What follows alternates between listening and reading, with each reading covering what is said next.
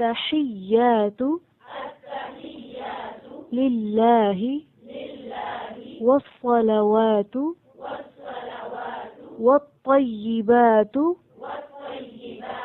السلام عليك أيها النبي ورحمة الله وبركاته السلام علينا وعلى عباد الله الصالحين أشهد أن لا إله إلا الله